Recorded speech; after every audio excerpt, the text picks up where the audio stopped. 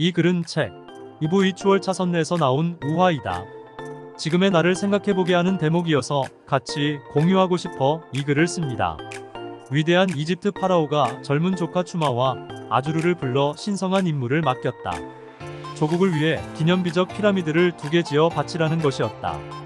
각자의 피라미드가 완성되는 대로 파라오는 그 즉시 왕자의 직위를 주고 수많은 재물과 함께 은퇴할 수 있도록 해주며 여생을 사치스럽고 호화롭게 살도록 해주겠다고 약속했다. 덧붙여 반드시 피라미드를 혼자서 건설해야 한다는 조건을 달았다.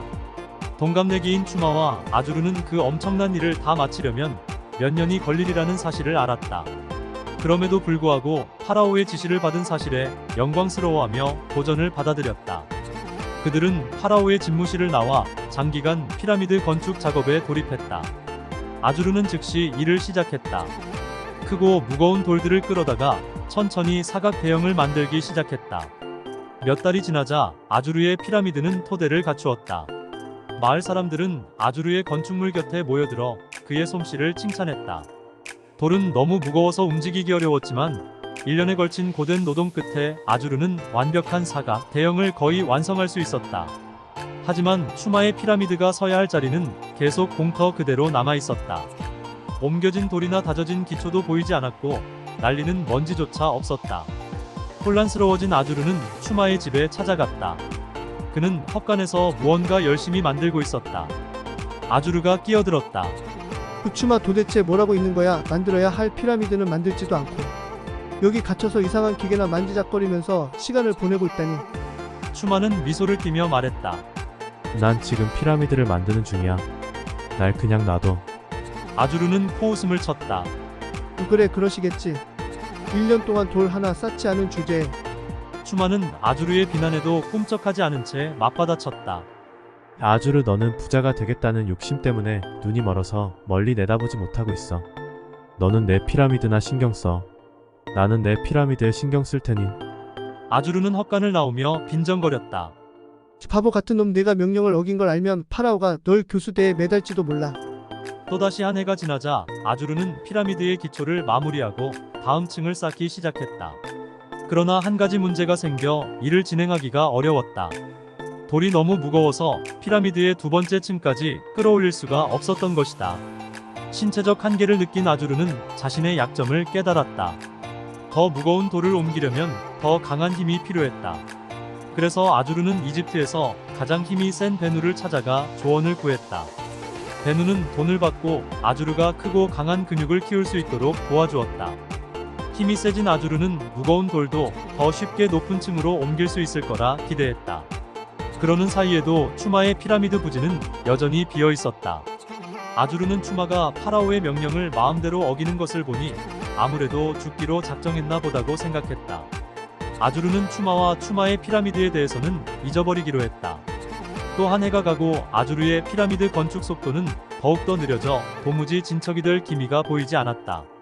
돌 하나를 옮기는데 한 달이 걸릴 때도 있었다. 더 높은 층으로 돌을 옮기려면 엄청난 힘이 필요했으므로 아주르는 대부분의 시간을 베누와 함께 운동하며 힘을 기르는 데 썼다. 게다가 아주르는 가진 돈의 대부분을 체력 단련에 필요한 자문료를 내고 건강식품을 구하는 데 쓰고 있었다. 아주르는 지금의 건설 속도로 미루어 보면 피라미드가 다 지어지려면 30년은 걸리겠다고 예상했다. 그러나 아주르는 당황은커녕 이렇게 외쳤다. 4% 3년 후면 추마는 내 피라미드를 따라잡으려야 따라잡을 수 없을걸. 아직 돌 하나도 쌓지 못하는 바보 같으니. 그러던 어느 날 아주르가 무거운 돌을 피라미드 위로 끌어올리고 있는데 광장 쪽에서 갑자기 소란스러운 소리가 들려왔다. 아주르가 만들고 있는 피라미드를 구경하던 마을 사람들도 웬 소동인지 알아보려고 몰려갔다. 아주르 역시 궁금증이 생겨 잠시 일을 멈추고 그들을 따라갔다. 추마는 지지대, 바퀴, 지렛대, 밧줄 등이 복잡하게 얽힌 약 8m에 달하는 거대한 기계를 천천히 옮기고 있었다. 추마가 떠들썩한 군중을 뚫고 마을을 가로지를 때 아주르는 두려움을 느꼈다. 오래 지나지 않아 아주르가 느낀 두려움은 현실이 되었다. 겨우 몇 분 안에 추마가 만든 희한한 기계는 큰 힘을 들이지 않고 돌을 하나씩 가볍게 옮겼다. 믿을 수 없게 기계는 추마의 조작 외에는 다른 어떤 노력도 필요로 하지 않았다. 밧줄과 기어 장치에 연결된 바퀴를 돌리기만 하면 무거운 돌들을 마술처럼 빠르게 옮길 수 있었다. 아주르의 피라미드는 기초를 쌓는데 1년이 꼬박 걸렸는데 추마의 피라미드는 일주일이 걸렸다. 아주르를 애먹였던 두 번째 층은 더욱 충격적이었다. 추마가 만든 기계는 두 번째 층 전체를 아주르보다 30배 빠른 속도로 쌓아 올렸다.